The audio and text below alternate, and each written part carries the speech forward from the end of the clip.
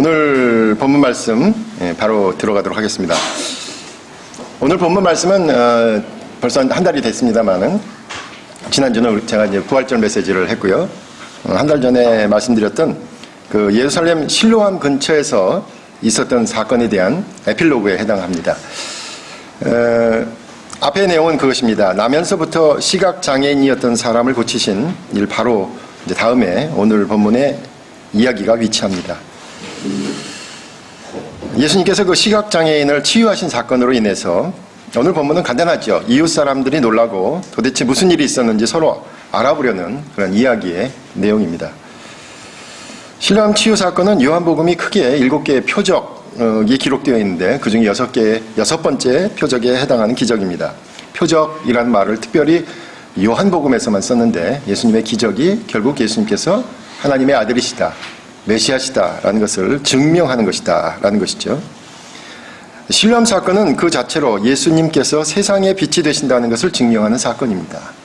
그래서 어둠 가운데서 밝음으로 빛으로 변화된 것을 얘기하고 있습니다. 요한복음 우리가 계속해서 보고 있습니다만은 몇 차례 계속 반복해서 예수님은 세상의 빛이다라는 이야기가 나오고 오늘 보면 바로 앞에 있는 5절에서도 내가 세상에 있는 동안에는 세상의 빛이다라고 예수님께서 스스로 말씀하신 내용이 오늘 본문의 내용입니다. 사실은 오늘 본문을 더 이상 얘기할 건 없어요. 예수님이 세상의 빛이다 그러면 사실 오늘 본문은 더 이상 얘기할 것이 없습니다. 왜냐하면 공강복음에서도 이미 누가복음 4장 17절에서 19절에 보면 예수님께서 자신의 사역을 제일 먼저 시작하셨을 때 그때 그 나사렛 회당에 들어가셔서 구약 성경을 읽으셨는데 그게 이사야서 61장 1절의 말씀이었습니다. 그리고 그 이사야서 61장을 읽음으로 인해서 예수님의 사역이 이제 앞으로 어떤 방향으로 나갈 것이다 라고 얘기하신 것입니다. 본문은 이렇습니다. 주의 성령이 내게 임하셨으니 이는 가난한 자에게 복음을 전하게 하시려고 내게 기름을 부으시고 눌린 자를 나를 보내사 포로된 자에게 자유를 눈먼 자에게 다시 보게 함을 전파하며 눌린 자를 자유롭게 하고 주의 은혜의 해를 전파하게 하려 하심이라 라는 말씀입니다. 여기서 바로 눈먼 자에게 다시 보게 함을은 메시아가 오시면 이런 일이 벌어지는데 바로 이 일이 예수 그리스도와 함께 나타날 것이다 라고 본인이 메시아가 되심을 이미 공관복음에서 얘기하셨고 요한복음 이 실로암 사건으로 인해서 본인이 바로 이사야서에서 예언된 바로 그 메시아다라는 것을 보여주신 게 된 거죠. 시각장애인을 치유하심으로 예수님께서 자신이 세상의 빛이시고 이를 통해 자신이 바로 메시아이심을 드러내셨습니다. 이제 본문을 그러니까 너무나 당연한 본문이지만 이 본문을 좀 다른 각도에서 볼 필요가 있습니다. 시각장애인의 입장에서 보자는 거죠. 이 본문은 정확히 예수님을 증명하는 예수님의 메시아 되심을 증거하는 본문이지만 시각장애인의 입장에서 그 의미를 오늘은 좀 살펴보려고 합니다. 도대체 이 고침을 받은 맹인에게 어떤 일이 일어났는지를 살펴보려는 것입니다. 그리고 이 사람처럼 어둠에 있다가 예수 그리스도를 통해 진리를 깨닫고 그리스도인이 된 사람들은 어떤 삶을 살아야 하는가를 생각해 보려고 합니다. 실로암이란 말 자체가 보내심을 받았다라는 단어이잖아요. 뜻이잖아요. 그 보내심을 받았다라는 말 자체가 사실은 교회를 의미하는 단어잖아요. 그래서 많은 신학자들이 이 실로암 사건을 단순히 한 사람의 치유 사건으로만 보지 않고 교회가 어쩜 오늘 찬양처럼 교회가 교회되게 하는 그런 어떤 본질을 담고 있는 것 아니냐 이렇게 얘기하기도 합니다. 그래서 우리 언덕교회가 창립 10주년을 기념하여 모인 이 예배 시간에 우리는 어떤 모습으로 교회를 세워나가야 할지를 같이 생각해 보았으면 좋겠습니다. 첫째는 우리는 주님의 은혜로 변화된 존재라는 것입니다. 주님의 은혜로 변화된 존재다. 본문은 대체로 예수 그리스도의 메시아 되심, 그분이 세상의 빛이 되심에 집중하여 해석되었습니다만 이 사건은 나면서부터 앞을 못 보던 사람의 변화를 함께 이야기하고 있습니다. 이 사람의 변화는 어떤 변화입니까? 첫째는 물리적으로 못 보던 사람이 보게 된 거죠. 실제로 어둠에 쌓여있던 사람이 빛을 통해 사물을 분간할 수 있게 되었으니까 기적입니다. 요한복음은 특별히 표적이다라고 얘기했습니다. 조금 더 살펴보면 이웃 사람들과 그를 아는 사람들이 오늘 본문에서 보면 이제 막 눈을 떠서 보게 된 사람을 발견했습니다. 그리고 그 발견한 사람에게 그렇게 묻습니다. 얼마 전까지, 바로 조금 전까지 구걸하며 생계를 유지하던 바로 그 사람이다 라고 얘기했어요. 그랬더니 또 어떤 사람들은 그가 아니다 라고 얘기합니다. 그 사람이다, 그가 아니다, 이렇게 논쟁이 벌어진 거죠. 그러자 이 논쟁에서 바로 주인공인 눈을 뜬 사람은 바로 이렇게 얘기합니다. 내가 그다, 내가 그다, 이거죠. 바로 그 성전 밑에서 아무런 앉은 자세에서 구걸하고 있던 바로 못 보던 그 사람이다 라는 말입니다. 내가 바로 그 사람이다, 내가 그다 라는 말입니다. 내가 그다 라는 표현은요, 여기서는 자기가 얼마 전까지 구걸하던 바로 그 사람이다 라는 말이지만, 내가 그다 라는 표현, 나는 누구다 라는 표현은 사실은 하나님께서 모세에게 나타나셨을 때, 시내산에서 나타나셨을 때 모세가 묻잖아요. 도대체 어떤 신이 나를 보냈냐라고 물으면 하나님의 이름이 무엇입니까? 라고 물을 때에 그 신의 이름을 물을 때 대답하는 형식과 똑같은 형식이죠. 나는 나다, 나는 스스로 있는 자다 라는 형식이었습니다. 똑같은 화법입니다. I am who I am. 나는 나다 라는 말입니다. 이 표현은 뭡니까? 모세가 물어보는데 물어보느냐 이거죠. 내가 난지 모르느냐 라는 의미잖아요. 더 이상 설명할 필요가 없을 때, 우리가 보통 문법으로는 보호라 그러잖아요. 주어와 보호가 필요가 없고 수로에 해당하는 것이 더 이상 보탤 것이 없을 때 쓰는 표현입니다.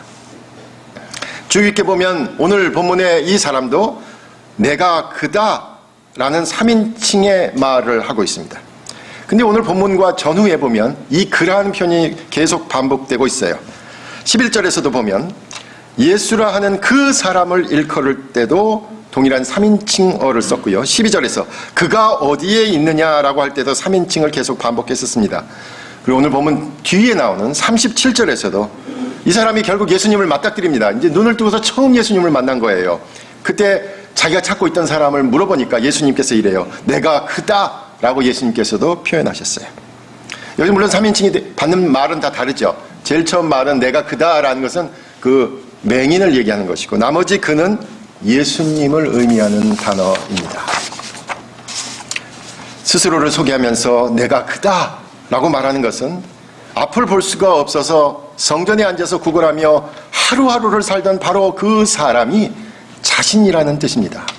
아무런 가능성도 없고 세상 사람들의 입에 오르내릴 만한 그 어떤 흥미도 주지 못하는 바로 그 사람이 나 자신이다 라고 말을 하는 것이죠. 그것도 사람들이 찾고 있는 예수, 그가 누구인가에 대한 동일한 어법으로 말하고 있습니다. 그 사람이 그 사람이냐? 경상도 사투리로 뭐라 그럽니까? 가가 이거 아닙니까? 전라도 사투리로 이 사람이 야가입니까? 야가야 이렇게 하는 거죠. 예. 내가 그다 라는 말은 과거에는 자신의 삶이 비참했던 사람이었지만 이제는 생전 알지도 못하는 예수라는 분을 만나서 자신이 변화된 바로 그 사람이다 라고 강변하는 것입니다. 세상 사람들은 그 변화를 알아볼 수도 없을 정도입니다.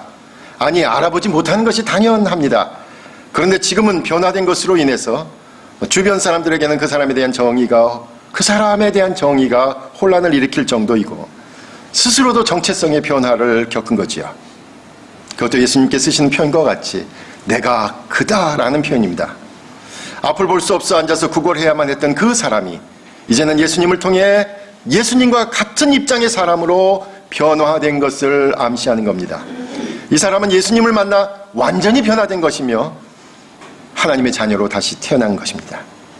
세상의 빛을 만나서 이 사람의 인생에서 새로운 창조가 시작된 겁니다. 실제로 이렇게 세상을 보게 된 사람은 앞으로 진행되는 상황으로 인해서 그리스도와 같은 운명 공동체의 일원이 되었습니다. 그리고 주님의 제자가 되었습니다. 그렇다면 저와 여러분도 이렇게 모인 이유가 분명해야 합니다. 한국교회의 안타까운 현실을 아파하면서 때로는 절망감에, 때로는 분노에, 때로는 연민의 감정을 가지고 있었던 저와 여러분이 이렇게 모인 것은 분명한 변화를 확인하기 위해서입니다. 내가 그다. 라는 정체성의 변화를 고백하지 못한다면 사실 우리가 원하는 교회 될 수 없습니다. 나의 변화 없이 공동체의 목표 세울 수 없습니다. 우리에게 존재의 변화가 있어야 합니다. 그 시작은 바로 예수 그리스도를 통한 은혜입니다. 실로암에서의 일이 온전히 예수 그리스도의 은혜로 말미암았듯이 저와 여러분도 주님의 은혜로 이 자리에 있게 된 겁니다. 우리 언덕교회를 찾는 많은 분들은 그러잖아요. 제가 누누이 얘기하지만 언덕교회를 내가 선택해서 왔다 그러잖아요. 내가 선택해서. 내가 고르고 골라서 왔다 그러잖아요. 근데 저는 그게 아니라고 봐요.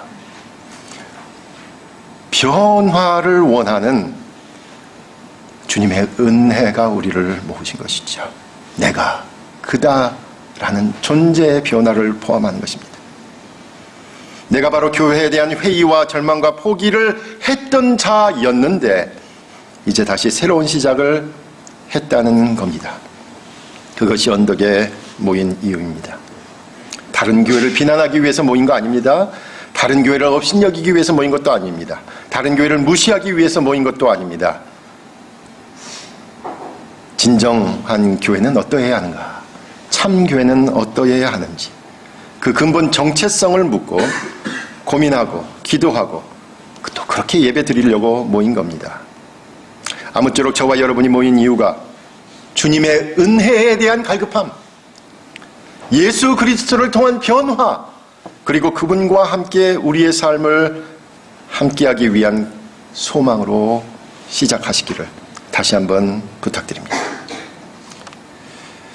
두 번째는 우리는 선한 일을 하기 위해 모인 존재들입니다. 첫 번째는 변화가 있어야 한다는 것이었고요. 두 번째는 선한 일을 하기 위해 모였다는 사실입니다. 오늘 본문의 마지막 부분에 시각장애인을 치유하신 이야기가 아주 이상하게 흘러가는 걸 알 수 있어요. 마지막 14절에서 예수께서 진흙을 이겨 눈을 뜨게 하신 날은 안식일이라. 사실 본문이 끝나지 않습니다. 안식일이기 때문에 어떻게 된다. 사실 말이 더 길어지는데 제가 그냥 잘랐어요. 그냥 안식일이라고 잘라서 오늘 본문을 거기서 끊었습니다. 예수님과 바리새인들 사이에 안식일 논쟁이 벌어지고 있기 때문이죠. 예수님께서 진흙을 이겨서 눈을 바르셨기 때문에 이것은 명백히 안식일에 하지 말아야 할 것을 한 것입니다. 분명히 당시의 종교적인 상식으로는 구약의 안식일 규정을 어긴 것이 맞습니다. 그리고 더 나아가 신명기 13장 2절에서 6절에는 이런 본문이 있어요. 이적과 기사를 행하는 주술사들이나 그런 능력 있는 사람들이 있을 수 있다. 그런데 그 기적을 통해서 하나님 신앙을 저버리게 했을 경우에는 반드시 그를 죽이라라는 명령이 있어요. 그러니까 신명기에 나타나는 말도 사실은 예수님에게 있어서 해당되는 말이죠. 가뜩이나 그 기적을 일으키고 자신이 메시아다라고 얘기하니까 이것은 신성모독으로 읽힐 수도 있는 겁니다. 그럼 이렇게 질문할 수 있을 것 같아요. 왜 구태여 이 안식일을 정해서 유대인들이 그렇게 적극적으로 신경 쓰고 있는 안식일에 왜 그 일을 하셨을까? 좀 다른 날 하셨으면 안 됐을까? 다른 좋은 날, 많은 시간 놔두고 구태여 안식일에 그 일을 하셨을까? 그 비난을 피할 수 있었을 텐데 말이죠. 여러 대답이 있을 겁니다. 뭐 그 사람이 위급했기 때문에, 뭐 여러 가지 사랑했기 때문에, 뭐 여러 가지 이야기할 수 있겠지만 저는 이렇게 생각해 봤어요. 예수님께서 안식일에 병을 고치시고 자신이 세상의 빛이라고 하셨으니까 안식일 규정을 어기고 자신을 드러낸 것으로 사실 엄격히 금지하는 일을 한 것은 어떻게 보면 안식일을 새롭게 해석하고 싶으셨던 것이 아닌가, 안식일에 대한 새로운 해석을 하고 계신 것이 아닌가 이렇게 생각할 수 있습니다. 안식일은 단순히 아무것도 안 하는 날이 아니라 적극적으로 선한 일을 하는 날이다라는 뜻이죠. 우리 기독교에서는 안식일을 주일에 겹쳐서 이해하고 있어요. 주일을 거룩하게 지켜야 한다는 생각도 사실 구약의 안식일의 개념을 받아들인 거죠. 안식일은 금요일과 토요일 사이이지만 저희는 이제 주님께서 부활하신 주일날 안식일의 개념으로 지키고 있습니다. 보수적인 교회일수록 이 안식일에 대해서 아주 강력하게 지키죠. 주일을 안식일처럼. 근데 오늘 본문의 예수님의 뜻은 이겁니다. 안식일에 일을 하라는 겁니다. 안식일에 선한 일을 하라는 겁니다. 창세기 1장에서 안식일은 세상 창조의 마지막 날이었습니다. 그러므로 이날을 진정한 창조의 날로 기억하고 이제 다시 새롭게 시작하는 시간을 하나님께서 계속 일하시는 날이 될 수 있도록 새로운 창조, 재창조가 진행되는 것으로 만들라라는 것입니다. 안식일에 일을 하자라는 말과 행동은 당시의 종교 지도자들인 바리새인들과의 전면적인 논쟁과 싸움을 피할 수 없게 만들었습니다. 하나님의 뜻을 이해하고 바르게 해석하며 그대로 살아내고자 하는 도상에서는 당시의 종교 지도자들과 갈등의 한복판에 설 수밖에 없었던 겁니다. 여러분, 바리새인들 보면 특히 복음서에서 예수님에게 많이 혼나는 사람들 아닙니까? 집중적으로 예수님께서 이렇게 혼내는 사람들이 바리새인들이잖아요. 그런데 바리새인들을 그 당시에 그들의 가르침과 또 행동으로 사실은 상당한 존경을 받고 있던 위치에 있던 종교 지도자들이었습니다. 그런데 예수님께서 안식일과 관련해가지고 계속 부딪히는 이유는 아무리 전통이 있고 아무리 권위가 있고 아무리 존경을 받는 이들이야 하더라도 하나님의 진리를 왜곡하는 경우는 갈등을 일으킬 수밖에 없다라는 겁니다. 우리가 진리의 편에 서 있다라고 증명할 수 있는 것은 여러 가지 요소가 있지만 가뜩이나 중요한 것이 한 가지 있다고 생각됩니다. 그것은 세상 사람들의 방법으로 하는 것이 아닙니다. 우리가 어떤 일을 되게 하기 위해서 세상 사람들이 흔히 쓰는 공갈이나 협박이나 흑색선전이나 모함이나 거짓말을 통한 것이 아니라 바로 선한 행동과 진실한 삶을 통해서 우리가 진리를 지니고 있음을 드러내야 한다는 겁니다. 저와 여러분이 진정한 교회를 이루기 위한 행동에는 그 과정이 도덕적이고 윤리적이어야 합니다. 동기와 과정이 옳고 정당하고 선해야 합니다. 이른바 복음주의자들 가운데서 성공신화를 만들어내고 번영신학을 만들어냈던 사람들이 비난받는 내용이 바로 그거잖아요. 여러분, 복음주의자들이 세상의 물정이 아주 어두운 것 같지만 가만 보면 복음주의자들이 가장 세상의 발전과 이익에 가장 빨리 편승했습니다. 그런 게 기분 나쁘다는 거 아니에요. 그게 어떻게 복음주의자로서 그렇게까지 인위적인 방법을 썼을까 하는 것이잖아요. 그런 것을 발견했을 때 허탈하잖아요. 어쩌면 그래서 눈에 보이는 효과가 떨어질지도 모릅니다. 빨리빨리 해야 할 일들이 생기면 애가 탈 때도 있고 앞으로도 그런 일들이 계속 있을 것이기 때문에 효과가 없고 능률이 떨어지는 것처럼 보일지도 모릅니다. 그러나 선한 행동과 진실한 삶을 통해서 천천히 가지만 옳게 가야 합니다. 언덕교회 이상 가운데 하나가 그거잖아요. 민주적으로 운영되는 교회. 민주적으로 운영되는 교회. 그래서 사실 민주적으로 운영되는 교회 말은 좋지만 힘든 것 아닙니까? 이전까지 그전 교회들은 어떻게 했습니까? 목회자가 비전이라는 이름으로 자신의 야망을 포장해서 사람들을 동원하고 몇 사람들이 뚝딱뚝딱 일을 해치우는 것 아니었습니까? 그런데 민주적인 이상은 천천히 오는 사람 기다려야 합니다. 되도록이면 모두의 이야기를 들어야 하고 그리고 나서 결정하기 때문에 늦기가 일쑤고 답답할 때도 있고요. 이렇게 해서 일이 되겠는가 하는 의심이 들 때도 있습니다. 모두가 동의해야 움직이기에 효율적이지 않을 수도 있습니다. 어떤 분은 그런 얘기 하잖아요. 교회는 민주주의가 아니라 신본주의로 운영되어야 한다. 맞는 말입니다. 교회는 신본주의가 되어야 하는 것 100번 맞는 말입니다. 그래서 하나님 중심이 되기 위해서 그 하나님의 뜻을 묻는 방법이 민주적이라는 말씀입니다. 하나님의 뜻을 구한다고 하면서 한 사람의 결정에 의존하는 것이 아니라 되도록 많은 사람의 의견을 구하여 하나님의 뜻을 찾아가자는 것입니다. 그 과정이 소중한 겁니다. 민주적인 운영의 덕은 효율에 있는 것이 아니라 그 일이 되어가는 과정의 덕을 말하는 것입니다. 아무쪼록 언덕교회가 민주적인 운영과 또 그 연장선상에서 재정을 투명하게 공개하고 그리고 사회에 더 나누어 줄 수 있도록 일을 계속할 수 있도록 여러분에게 부탁드리고 싶은 말은 좀 더 참으시고 좀 더 기다리시라는 말입니다. 함께 가기 위해서 그렇습니다. 마지막으로 세 번째는 우리는 주님과 함께하는 공동체입니다. 변화를 얘기했고요. 첫 번째는. 두 번째는 선한 일을 하기 위해서 모였다라고 말씀드렸고 마지막 세 번째는 주님과 함께 또 우리 동료와 함께하는 공동체라고 말씀드립니다. 오늘 본문에서 고침을 받은 사람은 예수님과 동일한 화법을 사용했을 뿐만 아니라 바리새인들과의 논쟁에서 결국 예수님을 변호하는 말을 일관되게 진술합니다. 그만큼 보지 못하던 자신에게 보게 된 변화가 분명했기 때문입니다. 그 과정에서 예수님과 함께하는 모습을 보이고 있습니다. 예수님께서 이 세상에 하신 일 중에 가장 중요한 것 한 가지는 바로 교회를 시작하신 거잖아요. 우리 개인 각자가 신앙생활을 하는 것이 아주 어렵기 때문에 그래서 교회, 신앙 공동체를 이루게 하신 겁니다. 우리가 신앙 성장을 위해서 나 개인이 혼자 그 경건하게 하나님과 동행하는 것이 왜 불가능하겠습니까? 가능합니다. 교회사에서 보면 그런 분들이 있었습니다. 우리가 그런 분들을 영성가라고 하죠.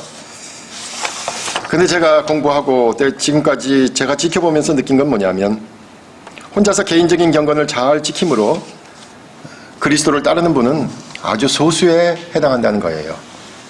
그래서 저나 여러분처럼 혼자 있으면 딴 생각이 많이 나고 게을러지고 이런 사람들은 어쩔 수 없어요. 함께 모여야 돼요.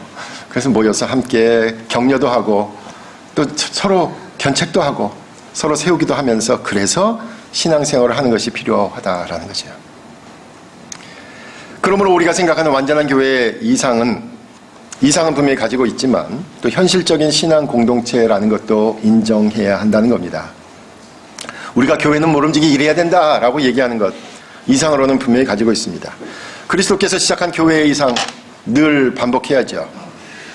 교회사에서 보면 반복되는 주제들이 있잖아요. 어거스틴의 신해도성에서의 보이지 않는 교회. 그 교회를 상상해 볼 때도 있고요. 여러분 청교도들이 미국으로 넘어갈 때 꿈에 그리던 산 위의 동네. 우러러보라 이거죠. 그런 마음 같기도 하고요. 우리 제세례파 신자들이 산상수훈을 문자적으로 따르려고 했던 그 무모한 이야기들도 우리가 하면서 우리도 그 목표를 향해 가는 과정에 있다고 확신하고 싶어 합니다. 우리는 이제껏 여러 시행착오와 좌절과 아픔과 상처와 체념과 자포자기를 겪었습니다. 그렇지만 다시 일어나기를 수차례 우리는 아직도 그 이상적인 교회를 향하는 과정에 있습니다. 우리가 아직 과정에 있다는 말씀은 눈에 보이는 저희의 모습은 여전히 그냥 보통의 한국 교회에서 볼 수 있는 그런 모습이라는 것입니다. 사회적으로 우리 교회 안에는요, 남녀노소 다 있습니다. 경제적으로 우리 교회에는요, 빈부격차 있습니다. 정치적으로도 저희 언덕교회는 보수적인 분이 있고 진보적인 분이 있습니다. 그리고 진지하게 성숙한 신앙인도 있고 아직 걸음마를 시작하는 분도 있으며 앞에서 열심히 힘을 내는 분도 있고 아직은 천천히 뒤따라오는 분도 있습니다. 그런데 한 가지 중요한 것이 있습니다.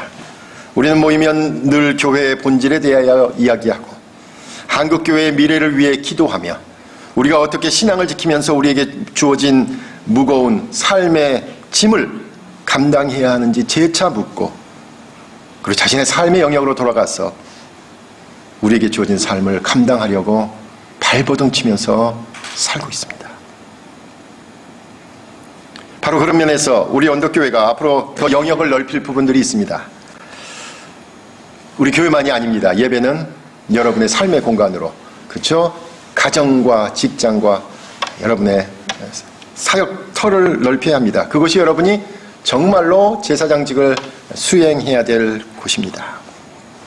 또 하나는 무엇이냐면 우리가 여러 가지 우여곡절을 겪으면서 선한 세력들과 연대하는 일, 그렇죠? 지금도 많이 하고 있습니다만 보다 더 적극적으로 저와 여러분이 참여해야 될 것입니다. 그리고 마지막으로 우리 외의 타인들에게 대한 태도입니다. 특히 교회 밖의 사람들에 대한 태도입니다. 이제까지는 우리가 서로 모이는 것이 좋았고 좋은 사람들끼리 모이는 것이 좋았다면 이제 우리가 다른 생각과 문화를 가지고 있는 사람들에 대해서도 열린 마음을 가져야 합니다. 제가 올해 써야 될 프로젝트 가운데 하나가 지역사회에서 그 지역사회 현대화에 기독교가 끼친 영향에 대해서 쓰고 있습니다. 제가 맡은 지역이 이제 전라도 광주입니다. 스피하려고 이렇게 추적하다가 집사람이 이제 팁을 하나 주더라고요. 조아라 장로, 여자분이 조아라 선생님에 대해서 좀 공부해보면 어떻겠느냐. 제가 좀 자료를 조사해서 읽었어요. 광주 YWCA에서 아주 중요한 역할을 하셨고 5.18 때까지 상당한 큰 영향력을 끼치셨습니다. 이분이 고백한 내용이에요. 이런 표현이 있더라고요.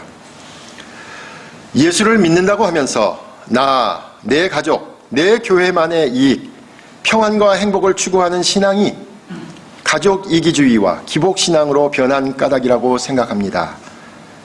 기독교의 참 의미는 나와 아무 상관없는 사람도 사랑하라는 것, 가난한 자와 억눌린 자를 위하여 희생, 봉사하는 실천적 사랑이 아닌가 싶습니다.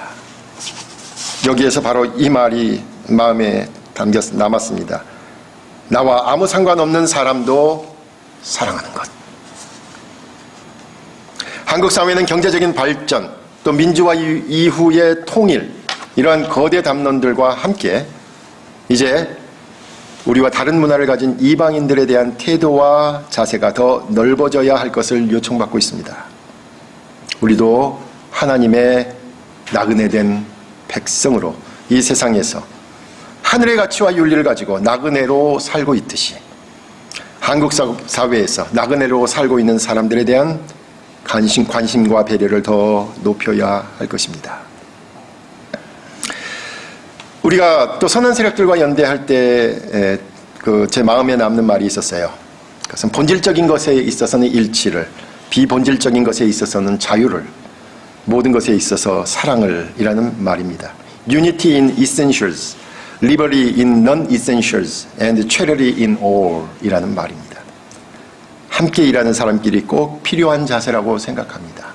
우리 안에서도 비본질적인 부분에 있어서는 관용하고 본질적인 부분에 있어서 하나하나 소리를 내고, 그리고 무엇보다도 사랑하는 마음으로 함께하는 것을 즐기고 또 함께하는 것을 아름답게 만들어가야 할 것입니다. 우리 교회가 16세가 되었습니다. 가만 보니까 28 청춘이에요. 청년의 나이입니다. 처음 개혁교회 이상을 내걸었을 때 많은 사람들이 관심을 가졌잖아요. 뭐 뉴스앤조이, 뭐 교회개혁실천연대, 또 그래가지고 거룩한 부담감을 안고 여기까지 왔잖아요. 도대체 이런 교회가 몇 년이나 지속될 수 있을까? 다들 지켜보고 지금까지도 지켜보면서 아니 언덕교회가 아직도 있어? 뭐 이렇게 얘기하는 사람들이 있어요. 거룩한 부담감. 이제까지의 시행착오, 성장통이라고 생각합시다. 그리고 지금 여기에 함께하는 사람들이 소중하다는 고백에서부터 다시 시작하는 여러분이 되시기 바랍니다. 우리 모두 주님의 은혜로 변화되고 또 함께 선한 일을 하고 주님과 함께 그리고 동료들과 함께하라고 실로암으로, 즉 보내심을 받은 신앙 공동체로 저와 여러분이 부르심을 받은 것을 확인하고 또 이상적인 교회, 참교회의 모습을 잃지 않고 늘 그곳을 향해서 한 걸음 한 걸음 내딛는 우리 모두가 되시기를 간절히 부탁드립니다. 기도하겠습니다.